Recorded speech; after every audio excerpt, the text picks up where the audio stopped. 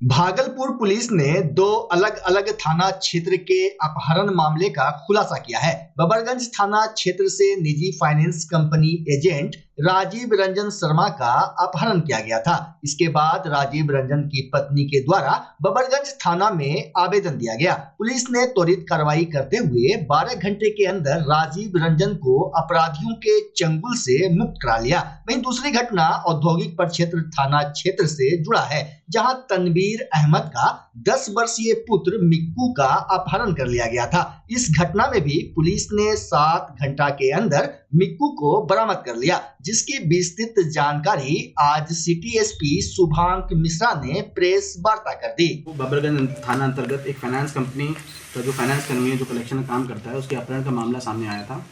उसको हम लोगों ने भागलपुर पुलिस से त्वरित कार्रवाई करते हुए 12 घंटे के अंदर सकुशल बरामद किया है। ये मुंगेर जिला के संग्रामपुर थाना क्षेत्र में रहने वाले राजीव रंजन, जो वर्तमान में बबरगंज थाना के अंदर मिर्जान हाट में रह रहे थे, महिंद्रा फाइनेंस के लिए लोन एजेंट में काम करते थे। दिनांक 10 तारीख को अपने कस्टमर से मिलने बांका जिले में कटोरिया गए थे। वहीं पर उसको फ़ोन कॉल के माध्यम से वेरिफिकेशन के लिए बुलाया गया था, जहां रात्रि लगभग 9 बजे अपराध कर्मियों द्वारा राजीव रंजन के मोबाइल से अपराध की पत्नी को कॉल आया और उनसे 5 लाख रुपए की मांग की गई और बोला कि आप नहीं पहुंचाएंगे तो उसको जान से मार देंगे। इसी संबंध में अपराध की पत्नी द्वारा अगले दिन बबरगंज थाने को सूचना दी गई, जिस संबंध में कांड संख्या 5/25 दर्ज करवाया गया। इसके बाद वरीय पुलिस अधीक्षक महोदय ने त्वरित कार्रवाई करते हुए तुरंत टीमों का गठन किया। कुछ टीमें यहाँ पर लोकल अनुसंधान कर रही थी, स्थानीय अनुसंधान कर रही थी, और कुछ टीमें जो लोकेशन मिल रही थी उस आधार पर बाहर के लिए रवाना कर दी गई। हम लोगों ने बेलहर में भी, कटोरिया में, हर जगह रेड करी। इसके बाद हम लोग को लोकेशन मिली थी झारखंड की, वहाँ पर देवगढ़ के पास जाकर मोहनपुर में, वहाँ पर हम लोगों ने अपराधियों को चेस किया। हमारी टीम ने बड़ी बहादुरी से उसको लगातार करीब 15-20 किलोमीटर तक चेस किया। उसके बाद जो बीच में नाला पड़ता है, पानी बधार पड़ता है, वहाँ पर उसको क्रॉस करते हुए उसकी गाड़ी जाके फंस गई। तो वहाँ पर जैसे हम लोगों ने चेस किया, वहाँ पर 3 अपराधकर्मी उसी गाड़ी को छोड़ के भागे। उनके सामने मतलब दूरी से देखा गया कि उन्होंने कट्टा भी उसके ऊपर तान दिया था। जो अपराध व्यक्ति था, अपराध व्यक्ति गाड़ी के अंदर ही था, वो तुरंत बाहर निकला। वो हम लोगों ने चेस करके उसको सकुशल बरामद किया। वो 3 अपराधकर्मी तो अंधेरे का फ़ायदा उठाकर भागने में सफल रहे, लेकिन हम लोगों ने गाड़ी बरामद कर ली। वहाँ पर जो तलवार वो रखी हुई थी, चाकू रखी हुई थी, वो बरामद करी है। सकुशल व्यक्ति को बरामद किया है। इसके अलावा जो भी इस टीम में शामिल व्यक्ति थे, जितने भी हमारे पुलिसकर्मी थे और अफसर थे, उन सभी के लिए पुरस्कार के लिए हम लोग उसको अनुशंसा करेंगे। कितने की संख्या में थे सर अपहरणकर्ता? 3 थे जो सामने दिखे थे, लेकिन ज़्यादा लोगों के होने की संभावना है। 4 लोगों की संभावना है, और एक व्यक्ति का तो शक्ल भी आ गई, पहचान दी, क्योंकि पहले से वो संपर्क में था, तो उसकी फ़ोटो वगैरह भी लगी हुई थी, और हम लोगों ने व्हाट्सएप, फेसबुक वगैरह से भी उसकी फ़ोटो निकाल ली है। सर, कहा जा रहा है कि पूर्व में भी इसका प्रयास हुआ था, पूर्णिया में भी इसके लिए प्रयास हुआ था इसका अपहरण करने का, लेकिन वहाँ लोग मिस कर रहे। ऐसा कुछ बात आया है क्या सामने? नहीं, ऐसी कुछ बात अभी हमारे संज्ञान में नहीं है, लेकिन संभवतः पहले से प्लानिंग कर रहे थे, क्योंकि 2 तारीख या 3 तारीख को भी उसको अपहरण करने की कोशिश करी थी उन्होंने, परंतु उसमें वो लोग सफल नहीं हो पाए थे। 2 या 3 जनवरी की बात है। इस बार उन्होंने बांका में कटोरिया के पास उसको बुलाया था और वहीं अपहरण करने में सफल हो गए। इनको इसी का मतलब फाइनेंस का ही कुछ ढांचा देकर के बुलाया था? हाँ, फाइनेंस का वेरिफिकेशन के लिए, कस्टमर का वेरिफिकेशन किया जाता है, उसी के लिए बुलाया था। अपने काम के ही उसके लिए गया हुआ था। कुल कितने लोग गिरफ्त में? अभी इसमें गिरफ्तारी नहीं हो पाई है। उस समय वो लोग सब भागने में सफल हुए, लेकिन हम लोग चिन्हित हो गया है, फोटो भी आ गई है, सारा चीज़ें हम लोग के पास है, और बहुत जल्दी हम लोग इसमें गिरफ्तारी करेंगे। क्या अपराधी ने बताया कि उन्हें कहाँ रखा गया था इस बीच में? हाँ, उन्होंने सारी सूचना दी है, कहाँ उनको रखा गया था, कहाँ पर बैठाया गया, कहाँ पर अंधेरे में रखा गया। गाड़ी में बैठ के बहुत समय तक उन्होंने फिरौती की भी इंतजार किया है। हम लोगों ने वादा किया था हम लोग आधी रकम पहुँचा देंगे, और बाकी अपराध को देखने के बाद बाकी रकम देंगे। तो हम लोग कुछ पैसे लेकर भी गए थे, तो इन केस हम लोग को वहाँ पर देना पड़ेगा। दूसरा प्लान बी और प्लान सी हम लोग प्लान सकते हैं, तो उस तहत हमने कार्रवाई। मारपीट भी की गई है इनके साथ? थोड़ी बहुत हल्की फुल्की मारपीट की गई है। अच्छा, पुलिस जो गई थी उसके परिजन मिल के नहीं गए थे? हाँ, हम लोग का ड्राइवर, बॉडीगार्ड, मतलब ड्राइवर और आगे बैठने वाले व्यक्ति के साथ गए थे, लेकिन वो पहचान नहीं पाया। थोड़ा शक हुआ, इसलिए वो वहाँ से भागना शुरू कर दिया। कल 7 बजे औद्योगिक थाना क्षेत्र को खबर मिली कि एक 10 वर्ष का बालक, जिसका नाम मिक्कू उर्फ मुस्तर अहमद था, उसको अज्ञात अपराध कर्मियों द्वारा फतेहपुर बगीचे के पास से अपहरण कर लिया गया है। तो जो उनके संबंधी थे, उनकी बुआ थी, उनको कॉल आता है कि उनको 25 लाख की फिरौती की मांग की गई है। अगर वो 25 लाख शाम तक नहीं मिलते हैं तो बच्चे के साथ वो लोग कुछ भी प्रकार की अप्रिय घटना कर सकते हैं। ये सूचना मिलते ही वरीय पुलिस अधीक्षक महोदय ने एक टीम का गठन किया, जिसमें सभी मानवीय सूत्रों और तकनीकी अनुसंधान के बिंदुओं पर हम लोगों ने काम किया। इसमें मल्टीपल 3 टीमें बनाई गई थी। वो सभी जितने भी हम लोग तकनीकी बिंदु मिले थे उन सभी पे काम कर रही थी। इसमें लगातार छापामारी करी गई और लोकल लड़कों को उठाया गया, पूछताछ करी गई। जिसके बाद जो भी हमारा तकनीकी अनुसंधान से बिंदु आ रहे थे उस वहाँ पर छापामारी की गई। लगातार छापामारी और दबिश के दबाव के चलते रात को लगभग 1 बजे उस लड़के को उसके घर के पास लगभग 400-500 मीटर दूर छोड़ दिया गया, जहाँ से बच्चा घर पहुँचता है। तुरंत हम लोग ने वहाँ पर पहुँच के बच्चे को बरामद किया, जो कि बिल्कुल सकुशल अवस्था में है। तुरंत जहाँ पर हम लोग दबिश कर रहे थे वहीं पर आकर हम लोग मूव किए, तो आधा ही घंटे के अंदर हम लोगों ने जो इसका मेन एक्यूज़ है, जो कि लगभग 17 या 17.5 साल का है, उसको निरुद्ध किया। उसको लाकर एक बार पूछताछ करी गई, उसने अपना अपराध स्वीकार किया है। उसी की निशानदेही में अन्य दो विधि विरुद्ध बालकों को भी इसमें डिटेन किया गया है, हिरासत में लिया गया है, जिनसे पूछताछ की गई। उन्होंने भी बताया कि इसमें अन्य 1-2 लोगों की और निशानदेही हुई है जो भी इसमें शामिल थे। और इनका बेसिकली इसमें जो सोनू नाम का लड़का है वो उसको पैसे की बहुत ज़रूरत थी और लगभग ये लोग 1 महीने से प्लानिंग कर रहे थे। 2 दिन पहले भी जिस क्षेत्र से लड़के को उठाया है फतेहपुर बगीचे के आसपास, वहाँ पर भी देखी गई थी, परंतु वो तिथियाँ नहीं बन पाई। तो कल शाम को उन्होंने लगभग 6:30 बजे उस लड़के को वहाँ से उठा लिया है। इस घटना में एक रेड कलर की पैशन प्रो बाइक यूज़ हुई है और 2 लड़के बीच में उस लड़के को किसी चीज़ का झांसा देके, किसी गिफ्ट का या क्रिसमस गिफ्ट का झांसा देकर उसको बैठाकर वहाँ से ले आए थे। तो अभी इसमें आगे तक कार्रवाई की जा रही है। जो भी बचे हुए अपराधकर्मी हैं उनको भी आगे हिरासत में लिया जाएगा। फिरौती की रकम कितनी थी सर? 25 लाख रुपए की मांग की गई थी। कोई आपराधिक हिस्ट्री भी है जिनको गिरफ्त में लिया है? आपराधिक हिस्ट्री नहीं है अभी तक जो हम लोग की जानकारी है, लेकिन जो लड़के हैं वो उनकी जो गतिविधियाँ हैं, थोड़ी गांजा लेते हैं, स्मैक लेते हैं, तो इस टाइप की गतिविधियाँ हैं लड़कों की। सर इतनी मोटी रकम किस काम के लिए वो लोग इस्तेमाल करते हैं? लड़के पहली बार अपराध कर रहे थे, संभवतः फिरौती हेतु अपहरण वाला, तो उनको ये इस बात का बिल्कुल जायज़ा आइडिया नहीं था कि 25 लाख की मांग करनी चाहिए, नहीं करनी चाहिए। तो रिक्वायरमेंट उनकी 1-2 लाख रुपए की थी, लेकिन उनको लगा कि 25 लाख रुपए मिल जाएंगे, तो इसलिए उन्होंने ज़्यादा सोचे समझे बिना 25 लाख रुपए की मांग करी। तो कितने लोग थे सर इसके साथ जो कि इस तरह घटना का अंजाम दिया गया?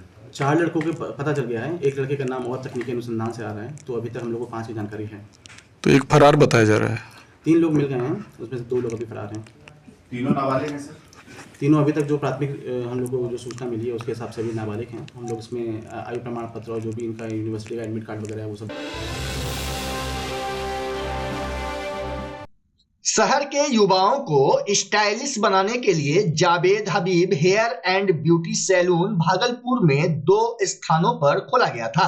वहीं आज जावेद हबीब ने सैलून विजिट किया और अच्छे कार्य करने वाले कर्मचारियों को पुरस्कृत किया, जिसके बाद सैलून का फीता काटकर सैलून की भव्यता बढ़ाई। मुख्य अतिथि के रूप में भागलपुर की मेयर डॉक्टर वसुंधरा लाल, उप मेयर डॉक्टर सलाउद्दीन अहसन मौजूद रहे। मौके पर जावेद हबीब ने युवाओं की झड़ती बाल को एक बड़ी समस्या बताया, साथ ही समस्या से निजात के लिए कई महत्वपूर्ण जानकारी साझा की। उन्होंने बताया कि हम सिर्फ बाल काटकर डिजाइन नहीं करते हैं, बल्कि हम इस क्षेत्र में युवाओं को शिक्षित और स्किल देते हैं ताकि उन्हें रोजगार मिले। कार्यक्रम को सफल बनाने में संचालक सुधा पांडे, अजय पांडे, देवव्रत अधिकारी, लक्की राज समेत कई लोगों की महती भूमिका रही।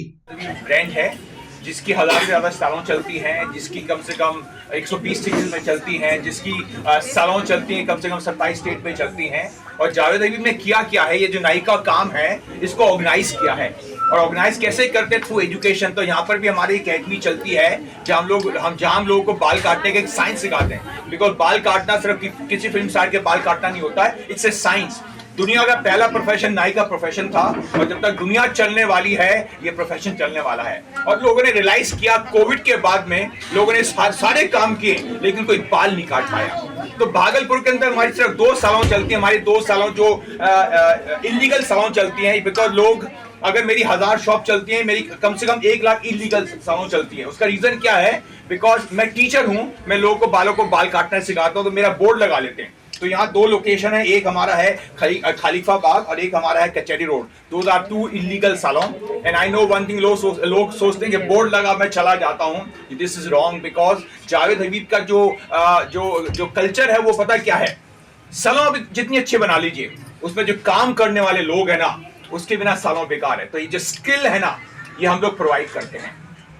अब मैं बात करूंगा बाल टूटना। देखिए बिहार के अंदर बाल बहुत टूटता है, बिहार के अंदर हमारे बाल बहुत जल्दी ग्रे होते हैं। उसका रीजन क्या है कि यहाँ गंदगी होती है, पसीना आता है, और ये जो पसीना होता है ना रूसी बन जाता है, और जब रूसी बन जाता है तो एक ही चीज होती है, या तो बाल टूट जाते हैं या बाल ग्रे हो जाते हैं। तो अगर आप लोग सच्ची चाहते हैं कि आपके बाल कम से कम 100 साल चले, वो भी आज से, आपको बालों को रोज शैम्पू करना चाहिए। अब आप मुझसे पूछेंगे शैम्पू रोज करना चाहिए, इसमें केमिकल होता है। अब मैं बोलता हूं टूथपेस्ट में केमिकल होता है, किसी का दांत तो टूटता नहीं है। तो हमें उसका एक सिस्टम फॉलो करना पड़ेगा। वो सिस्टम क्या है, जिसको मैं बोलता हूं हमेशा भारत का सिस्टम है, जो हमारे हमाम कल्चर चलता था। तो पहले आप गीले करेंगे बाल, सबसे इंपॉर्टेंट चीज है। उसके बाद में सरसों का तेल लगाओ, और बिहार के अंदर इतना सरसों है, जब मैं सुबह आ रहा था ना, सब जगह सरसों नजर आ गया। तो अगर भगवान ने यहाँ सरसों दी है तो लगाओ ना, किचन में लगाओ और बाथरूम में लगाओ। उसके बाद में क्या करो, 5 मिनट के लिए छोड़ दीजिए और शैम्पू कर लीजिए। और शैम्पू कौन सा करेंगे, जो आपको पसंद है। आपको नीला पसंद है, नीला कर लीजिए। आपको पीला पसंद है, पीला कर लीजिए। तो अच्छा, जो महंगा शैम्पू होता है वो गारंटी नहीं है कि आपके बाल लंबे चलने वाले हैं। और एक और चीज, कभी रात को तेल मत लगाना। जिसने रात को तेल लगाया उसके बालों के अंदर रूसी आएगा, जिसने रात को तेल लगाया वो गंजा हो जाएगा। दुनिया में सबसे ज्यादा तेल कहां बिकता है, भारत में, और दुनिया में सबसे ज्यादा गंजे कहां, भारत में। इसका मतलब क्या है कि यहाँ पर जो ज्ञान है ना तेल का, वो इतना अंधविश्वास वाला है, हमारे बालों का सत्यानाश कर रहा है। तभी जावेद हबीब आया है। जावेद हबीब क्या बोलता है, कभी सूखे बालों पे तेल मत लगाओ, कभी रात को तेल मत लगाओ, और लाइफ के साथ रोमांस करो। रोमांस का मतलब क्या होता है, बाल अच्छे होने चाहिए। देखो दिन की शुरुआत कैसी होती है, बाल से। जब हम सारे सुबह सो के उठते क्या करते हैं, शीशे पे जाते हैं और क्या करते हैं, रोमांस करते हैं। तो अगर आप अच्छा दिख रहे हैं, आपका दिन अच्छा है। और रात को सोने से पहले हम दोबारा शीशे पे जाते हैं, क्या करते हैं, दोबारा रोमांस करते हैं। तो दिन की शुरुआत बाल है, रात की शुरुआत बाल है। इसका मतलब जावेद हबीब, जावेद हबीब, जावेद हबीब, जावेद हबीब भी है सिर्फ। अगर हमें इस प्रोफेशन को आगे लेके चलना है, देखिए हमारा इंडियन कल्चर पता क्या बोलता है, ये बहुत लो ग्रेडेड प्रोफेशन है। सच्ची बात तो यह है, पहले कोई डॉक्टर था क्या, ना ही आपकी हड्डियां ठीक करता था। पहले कभी डॉक्टर था क्या, आपके दांत कौन ठीक करता था, ना ही करता था। लेकिन जैसे उसके अंदर एजुकेशन आती है, वो डॉक्टर बन जाते हैं, और नाई का प्रोफेशन नीचे रह गया।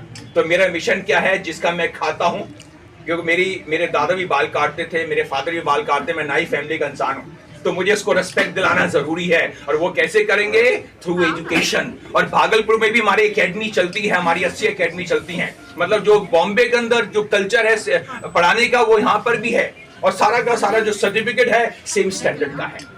तो अगर किसी का कोई क्वेश्चन आप मुझसे पूछ सकते हैं, बट मैं मानता हूं कि सबसे अच्छी एम्प्लॉयमेंट नाई का काम है, सबसे तेज एम्प्लॉयमेंट नाई का काम है। आप 3 महीने का कोर्स करो, चौथे महीने आपको जॉब मिल जाती है। कौन सा प्रोफेशन है दुनिया के अंदर, चौथे महीने में जिसको जॉब मिल जाती है। और जितना पैसा आपने लगाया है ना 3 महीने के अंदर, 3 महीने में वापिस आ जाएगा। मतलब 6 महीने के अंदर आपने कोर्स भी कर लिया और आपका पैसा वापिस आ गया।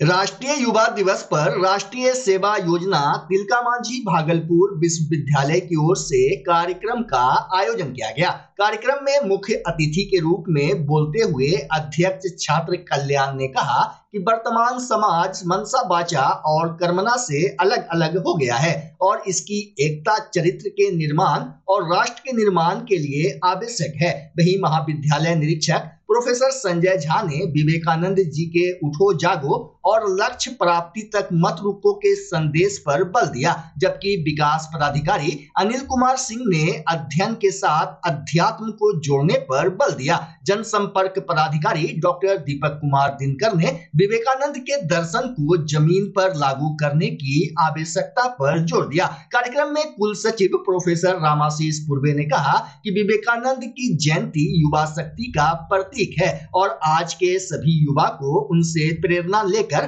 राष्ट्र निर्माण के लिए उत्प्रेरित होना चाहिए। इस अवसर पर स्वागत भाषण एवं युवा सप्ताह की प्रगति प्रतिवेदन को प्रस्तुत करते हुए राष्ट्रीय सेवा योजना के कार्यक्रम समन्वयक डॉक्टर राहुल कुमार ने कहा कि अतीत के गौरव और भव्य भारत के बीच की जो कड़ी है वह प्रकाश पुंज विवेकानंद है। उन्होंने जानकारी दी कि युवा सप्ताह के अंतर्गत 7 जनवरी से लेकर 12 जनवरी तक विश्वविद्यालय एनएसएस द्वारा विभिन्न अवसरों पर विभिन्न कार्यक्रम का आयोजन किया गया था। एनएसएस का कार्यक्रम था, इसका क्या उद्देश्य है? क्या वो राष्ट्रीय दिवस के रूप में विवेकानंद जो युवाओं के प्रेरणा स्रोत रहे हैं, और खुशी की बात यह है कि इस कार्यक्रम के जो संयोजक हैं बहुत ही एनर्जेटिक, यंग और अपने काम के प्रति इनका बहुत ही वफादारी के साथ काम करते हैं। उनको बहुत बहुत धन्यवाद देते हैं राहुल कुमार जी को।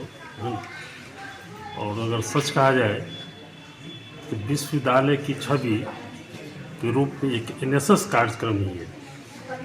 आप ऐसा कोई सप्ताह नहीं है, कोई दिन नहीं है जहाँ एनएसएस का कार्यक्रम नहीं होता है।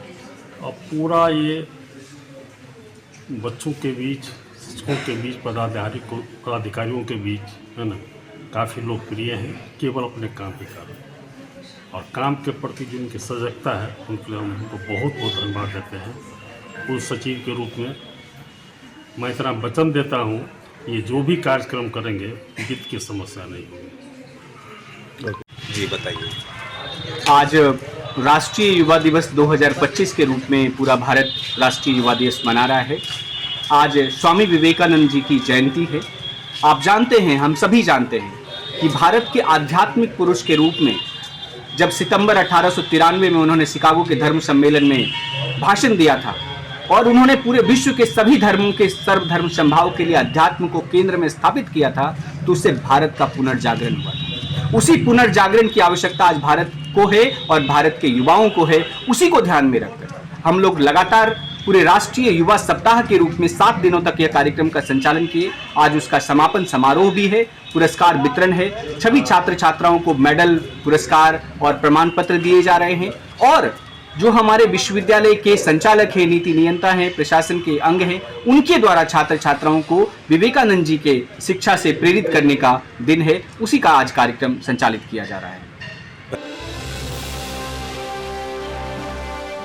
बिहार में 17वीं बीपीएससी परीक्षा को लेकर उठा विवाद थमने का नाम नहीं ले रहा है। आज भागलपुर में छात्र युवा शक्ति का गुस्सा फूट पड़ा। छात्र युवा शक्ति के कार्यकर्ताओं ने भागलपुर स्टेशन चौक को जाम कर दिया। वहीं स्टेशन चौक पर छात्र युवा शक्ति के कार्यकर्ताओं ने जुलूस निकालकर विरोध जताया और सरकार के खिलाफ जमकर नारेबाजी की। प्रदर्शनकारियों का कहना था कि बार बार परीक्षा रद्द होने और री एग्जाम के फैसले से अभ्यर्थियों का भविष्य अंधकार में जा रहा है। हालांकि भागलपुर में बिहार बंद का मिलाजुला असर देखा गया। बंद को देखते हुए हरेक चौक चौराहों पर पुलिस बल को मौजूद किया गया था। प्रदर्शन में सैयद रागिब हसन, नीरज कुमार, गौरव आनंद चौबे समेत कई नेता और कार्यकर्ता उपस्थित थे। देखिए, पप्पू यादव संसद के निर्देश पर छात्र के हित में विगत 15 दिनों से परोक्ष और प्रत्यक्ष रूप से आंदोलन चल रहा है। हम लोग ने 3 कार्यक्रम किया। पहला धरना, दूसरा चक्का जाम, तीसरा आज बिहार बंद। यह कार्यक्रम बिहार लोक सेवा आयोग द्वारा आयोजित 17वीं परीक्षा में जो धांधली हुआ है, उस परीक्षा को फिर से कराने के लिए हमारी मांग है। अगर हमारे इस मांग को सरकार बीपीएससी के चेयरमैन पूरा नहीं करता है तो पप्पू यादव के निर्देश से यह आंदोलन और उग्र होगा और अनिश्चितकालीन आंदोलन होगा। नीरज कुमार, जिला अध्यक्ष, भागलपुर। देखिए, ये आंदोलन 17वें जो है बीपीएससी की परीक्षा है, उसके लिए हम लोग री एग्जाम की मांग कर रहे हैं। ये डबल इंजन की सरकार जिस तरीका से छात्रों के ऊपर एक आतंकवादी समझकर पुलिस के द्वारा डंडा चला रही है, ये सरासर गलत है। या तो नीतीश सरकार हम जो है छात्रों की मांगों को लेकर री एग्जाम करे नहीं तो हमने पूर्व में भी माननीय पप्पू यादव के आदेशानुसार 2 आंदोलन किया। आज जो है बिहार बंद का आंदोलन है और इसके बाद माननीय अध्यक्ष के द्वारा जेल भरो आंदोलन किया जाएगा। हम लोग सभी चीज के लिए तैयार है, या तो बीपीएससी री एग्जाम ले और नहीं तो जितने प्रशासन के द्वारा लाठीचार्ज किया गया है वैसे सारे लोगों को सस्पेंड किया जाए। आपका परिचय? गौरवानंद चौबे, युवा परिषद, बिहार प्रदेश महासचिव।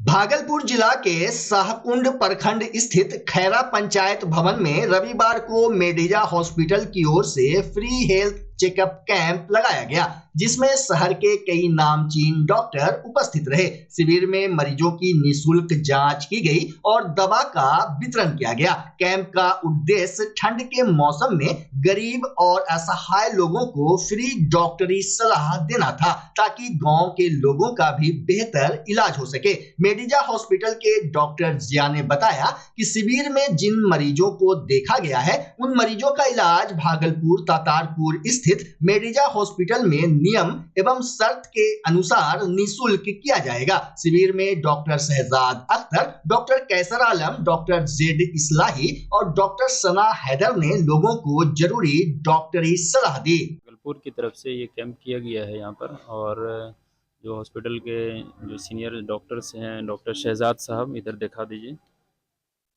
और ये डॉक्टर कैसर साहब हैं। इसी टाइप से हमारे पास जो है यहाँ पर डॉक्टर हसनैन साहब आए हुए हैं, और डॉक्टर सना हैदर हैं जो एमएस हैं, और इसके अलावा एक डॉक्टर रियाजुद्दीन साहब जो कि सर्जन हैं, वो भी आने वाले थे बट अभी नहीं पहुंच पाए हैं।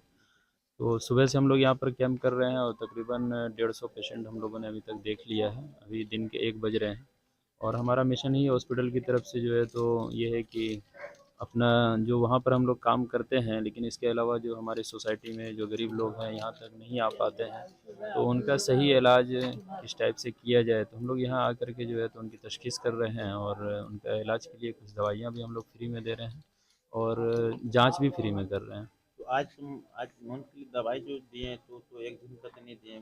नहीं, एक दिन का नहीं जी, क्योंकि देखिए अब इस टाइप से ये है कि उसमें से कुछ अगर क्रिटिकल पेशेंट निकलता है और उसको लगता है कि भाई हमारी और हेल्प की ज़रूरत है, तो अगर हमारे हॉस्पिटल में आएंगे तो इंशाल्लाह हम लोग उसको और भी ज़्यादा हेल्प भी करेंगे। कैंप जो है लगा है आज के डेट में, इसके अलावा जो ज़रूरत पड़ेगा तो हॉस्पिटल में जाके विजिट करना होगा। जी जी, मेरा नाम डॉक्टर जेड इस्लाही है, MS ऑब्ज़न गायनी। ठीक है, तो यहाँ पे हम लोग खैरा में फ्री कैंप लगाए हैं पेशेंट्स के लिए। जो लोग को नहीं पता है हमारे उनके बारे में, मेडिजा हॉस्पिटल की तरफ से हम लोग फ्री कैंप लगाए हुए हैं इधर। तो इधर जो पेशेंट्स जितने भी पेशेंट्स हैं उनको हम लोग फ्री ऑफ कॉस्ट दवा दे रहे हैं, ठीक है, और फ्री ऑफ कॉस्ट जांच भी हो रहा है शुगर का, और दवाइयाँ भी मिल रही है फ्री ऑफ कॉस्ट। बाकी सारी चीज़ें हम लोग यहाँ नहीं कवर कर सकते हैं, तो उसके लिए यहाँ पे पेशेंट का एड्रेस और मतलब हम लोग का एड्रेस सारा चीज़ दिया हुआ है, नंबर भी दिया हुआ है, तो पेशेंट कॉल करके डायरेक्ट हम लोग के पास आ सकते हैं। वहाँ पे बाकी जितनी भी सुविधा है अवेलेबल है। तो चाहे डॉक्टर मतलब जो भी बैठेंगे मतलब परमानेंट सारे डॉक्टर्स का नाम लिखा हुआ है, जो डॉक्टर्स का नाम लिखा हुआ है वो सारे डॉक्टर्स वहाँ पे अवेलेबल होंगे। जैसे कि अगर गर्भवती महिला, कोई भी और गर्भवती महिला है, किसी टाइप का भी जांच कराना है, दवाइयाँ हैं, ऑपरेशन है, सब चीज़ हो जाएगा वहाँ पे। सारी चीज़ की सुविधा है, जिस टाइप का भी ऑपरेशन है उस सारे टाइप के ऑपरेशन का सुविधा है, और वैसे भी और भी जितना भी बीमारी होती है सब चीज़ की सुविधा है वहाँ पे। डॉक्टर प्रतिदिन बैठेंगे या फिर उनका कोई डील वगैरह दिया? प्रतिदिन बैठेंगे डॉक्टर, हाँ प्रतिदिन बैठेंगे। वहाँ पर जो है ना 20 का जो सीजन है वो सर्दी खांसी का जो पेशेंट वही आ रहा है, और जो क्रोनिक डिजीज़ वाला है, हाइपरटेंशन वाला या पहले से मेडिसिन ले रहा है, वो सब भी पेशेंट आ रहा है। उसको रिव्यू कर रहे हैं, बीपी कंट्रोल है कि नहीं है वो सब देख रहे हैं। डोज एडजस्टमेंट की ज़रूरत है नहीं है वो सब देख करके उसको एडजस्ट कर रहे हैं। और बाकी ज़्यादातर तो पेशेंट वही खांसी का भी, सीजनल खांसी जो है वो इस टाइप का है। कैंप मतलब सिर्फ खैरे पंचायत में लग रहा है फिर और कहीं नहीं? और हम लोगों का प्लान है पूरा, यानी भागलपुर डिस्ट्रिक्ट में जहाँ तक पहुँच पाए हम लोग अभी तो खैरा में लगाए हैं, पहले हम लोग साजंगी में भी लगाए थे एक बार कैंप। नेक्स्ट प्लान हम लोगों का धोरैया तक जाने का है। धोरैया तक जाएंगे हम लोग। इस तरह का मतलब शिविर बराबर। हाँ, हम लोग सोच रहे हैं कि जो गरीब पेशेंट्स है, जो कि हम लोग भागलपुर तक नहीं पहुंच पाता है, तो उसको यानी कि फ्री में ड्रग्स दें और जो कॉमन डिजीज़ है उसका ट्रीटमेंट हो जाए। जो कोर्स होता है दवाई का वो हम लोग कंप्लीट दे रहे हैं यहाँ पे। कोई भी डिजीज़ का जो कोर्स होता है, एंटीबायोटिक हो या फिर विटामिन हो, सबका कंप्लीट डोज दे रहे हैं। मरीज़ हैं जो बाहर नहीं जाते हैं, बहुत सारा क्रोनिक डिजीज़ है, किसी पेशेंट को सर्वाइकल स्पॉन्डिलाइटिस है, कुछ दिन इलाज किए फिर अभी सही से इलाज नहीं कर रहे हैं। तो हम लोग इनको आके इनको ये कह रहे हैं कि ये सब दवा खाना हम लोग देख करके और इस दवा को कंटिन्यू करना, और प्रॉब्लम हो तो हम लोग का जो मेडिजा हॉस्पिटल भागलपुर में आज के डेट में तो सर निःशुल्क सेवा दवाई मिल रहा है। हाँ। फिर नेक्स्ट टाइम जरूरत पड़े तो फिर कहाँ जाएंगे? तो फिर बाद में इन लोग अपना भी परचेज करेंगे। हम लोग ये जो चिट्ठा लेके आएंगे वहाँ पे, तो हम लोग फीस सब इनका नहीं लगेगा वहाँ पे। जरूरतमंद, हाँ, जरूरतमंद लोग वहाँ आएंगे। हाँ, हम लोग वहाँ भी ये कर रहे हैं कि गरीब पेशेंट को दवा मुफ्त में मिले। बाकी जानकारी भी जानकारी बता देंगे कि किसको ज़्यादा प्रॉब्लम है, किसको कम प्रॉब्लम है। ज़्यादा प्रॉब्लम है तो ज़रूरी है, ना तो प्रॉब्लम और बढ़ जाएगा तो बहुत दिक्कत हो जाएगा। हॉस्पिटल में कौन कौन सी बीमारियाँ होती हैं? मतलब वहाँ हम लोग का मल्टी स्पेशलिटी हॉस्पिटल है, वहाँ पे सारे बीमारी का इलाज होता है। डॉक्टर शहजाद अख्तर। भागलपुर जिले के जगदीशपुर प्रखंड अंतर्गत मिश्रा एजुकेशन तगेपुर में शिक्षकों और विद्यार्थियों ने मिलकर विवेकानंद की जयंती को युवा दिवस के रूप में मनाया। साथ ही उनके विचारों पर चलने का संकल्प लिया। वहीं संस्था के द्वारा सभी युवा बच्चों के बीच विवेकानंद के विचार युक्त तस्वीर को बांटा गया। प्राचार्य आलोक मिश्रा ने कहा कि विवेकानंद ने शिकागो में भारतीय संस्कार को ध्यान में रखकर ब्रदर एंड सिस्टर से अपना संबोधन शुरू किया और पहले ही भाषण में सबको अपनी ओर आकर्षित कर लिया। जबकि सचिव कुमार सौरभ ने कहा कि विवेकानंद अपने विचारों के रूप में आज हम लोगों के बीच जीवित हैं। जरूरत है उन्हें आत्मसात कर उस पर चलने की। इस अवसर पर संस्था के निदेशक प्रमोद मिश्रा ने कहा कि लक्ष्य प्राप्ति के लिए हमें खुद को जगाना होगा, अर्थात बौद्धिक रूप से सचेत होना पड़ेगा, तभी हम अपने लक्ष्य को प्राप्त कर सकेंगे। इसके पूर्व कार्यक्रम की शुरुआत फूल माला एवं पुष्प अर्पण से हुई। कार्यक्रम को सफल बनाने में साक्षी, मानिया, अंकित, पूजा, गोविंद, सूरज, आयुष, मोनी, नंदनी, सोनम, निशा समेत कई युवा विद्यार्थियों का सहयोग रहा।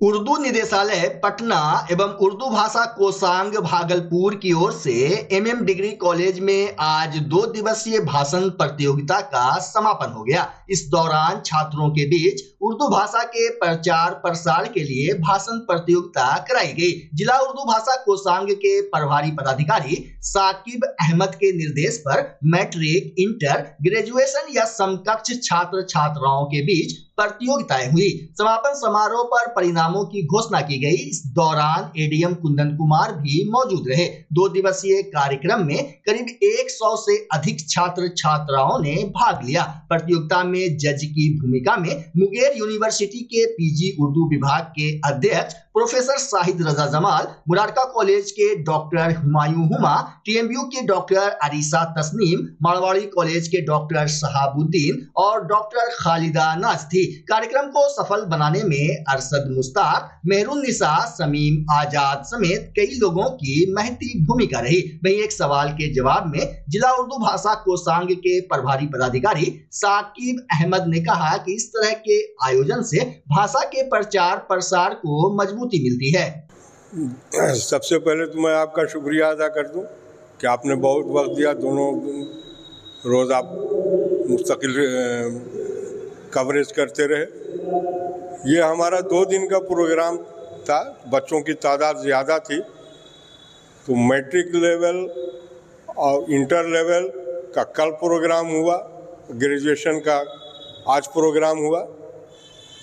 कुल 24 बच्चे का 5 जजेस के पैनल के ज़रिए सिलेक्शन किया गया और कुल रकम 99,000 रुपया है, जिसको RTGS के ज़रिए ज़िला नज़ारत के ज़रिए उनके बैंक अकाउंट में भेजा जाएगा। और बच्चों की कसीर तादाद थी।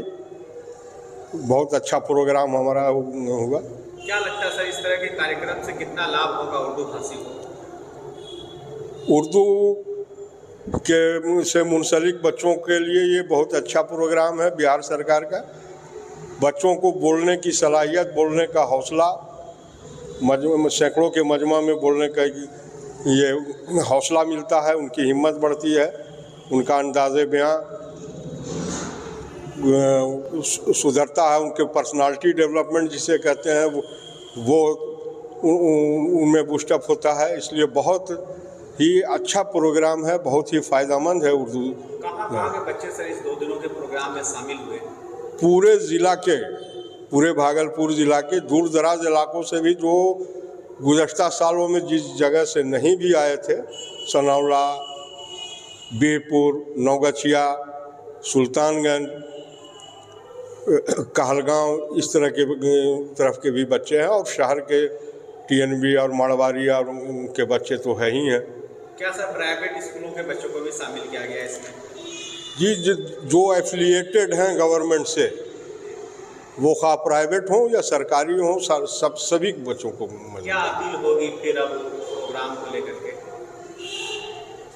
अपील हमारी ये होगी कि ज़्यादा से ज़्यादा लोग, अभी हमारा 3 प्रोग्राम बाकी है, सेमिनार, मुशायरा और ये अमलगाह, उर्दू अमलगाह। तो इसमें ज़्यादा से ज़्यादा लोग, आम अवामुन्नास और ख़ास करके तलबा से अपील है कि वो इसमें शरीक हों।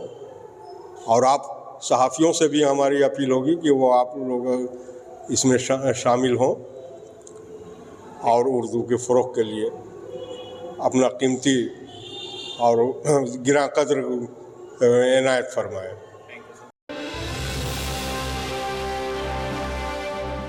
बच्चा जब जन्म लेता है तो कई बार बच्चा तुरंत नहीं रोता है, रोने में देर हो जाता है।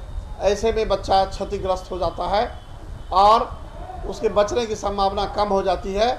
और यदि बचा तो भविष्य में उसमें विकलांगता की समस्या आती है, जिसे CP कहते हैं, जिसका कोई माकूल इलाज नहीं है और ज़िंदगी भर बच्चा विकलांगता से जूझ सकता है। ऐसे में पूरे संसार में कूलिंग थेरेपी का सहारा लिया जाता है। जन्म से ठीक 6 घंटा के अंदर यदि उसको कूलिंग थेरेपी दिया जाए तो उससे उसका CP की समस्या कम होती है और बचने की भी संभावना बढ़ती है। पहली बार बिहार झारखंड में आपके शहर के स्नेह नवजात शिशु बाल सेवा केंद्र में यह मशीन उपलब्ध है। कभी भी ऐसी बात हो कि बच्चा रोने में विलम्ब हो गया तो आप स्नेह नवजात शिशु बाल सेवा केंद्र में जरूर संपर्क करें।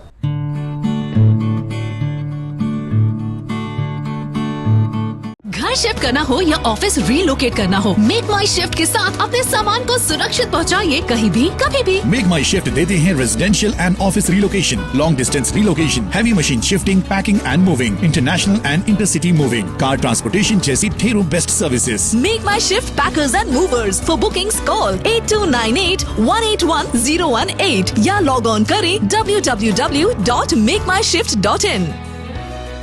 रिंकू LED बल्ब, एक बार लाओ और चलाते ही जाओ। हमारे LED बल्ब्स है क्वालिटी में नंबर 1 और एनर्जी एफिशिएंट, जो रखे एनवायरनमेंट और आपके बिजली के बिल दोनों का ख्याल। रिंकू LED बल्ब के साथ एनर्जी बचाओ और बिल घटाओ। ये है पावर सेविंग लाइट जो चले लंबे समय तक और रखे आपके घर को रोशन। हमारे यहाँ LED लाइट्स मिलते हैं एक व्यापक रेंज में, जो आपकी हर जरूरत को पूरा करेगी। लेकिन यही नहीं, हमारे LED लाइट सिर्फ चमकदार नहीं बल्कि एनवायरनमेंट फ्रेंडली भी है। तो आज ही लाओ रिंकू LED LED बल्ब और पाओ 1 साल की वारंटी का भरोसा। रिंकू LED बल्ब्स, नई जनरेशन के स्मार्ट बल्ब्स। आज ही संपर्क करें 8651063786 या मेल करें rinkooledbulb@gmail.com। हमारा पता असाननपुर, भागलपुर, बिहार 812002।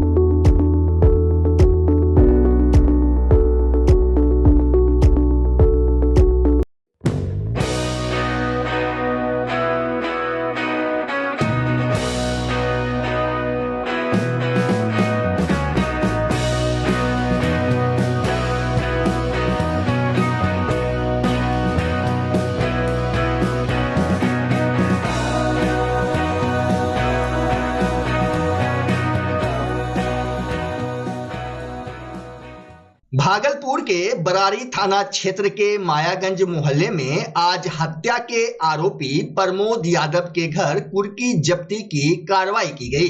कुर्की जब्ती की प्रक्रिया के बीच पुलिस और आरोपी के घर वालों से कहासुनी भी हो गई। आरोपी के घर की महिला पुलिस के सामने आ गई और समय देने की मांग करने लगी, लेकिन पुलिस का कहना था कि न्यायालय का ऑर्डर है, हम इसे रोक नहीं सकते। इसी बीच आरोपी प्रमोद यादव ने बरारी थाना में आत्मसमर्पण कर दिया। इसके बाद पुलिस ने कुर्की की प्रक्रिया को रोक दी। कुर्की जब्ती की प्रक्रिया भागलपुर के सिटी डीएसपी अजय कुमार चौधरी के नेतृत्व में किया गया। सिटी डीएसपी अजय कुमार चौधरी ने कहा कि प्रमोद यादव हत्या का आरोपी है और पिछले 4 साल से फरार चल रहा था। उनके घर पर पिछले दिनों इश्तेहार भी चिपकाया गया था। की कार्रवाई की जा रही थी विधिवत तरीके से, उसकी जब्ती भी की जा रही है और इसी बीच में उनके परिजनों द्वारा ये बताया गया कि ये सरेंडर कर गए हैं। थाना में उसका वेरिफिकेशन चल रहा है और जो भी प्रक्रिया है, जो भी प्रावधान है, उसके तहत कार्रवाई की जा रही है।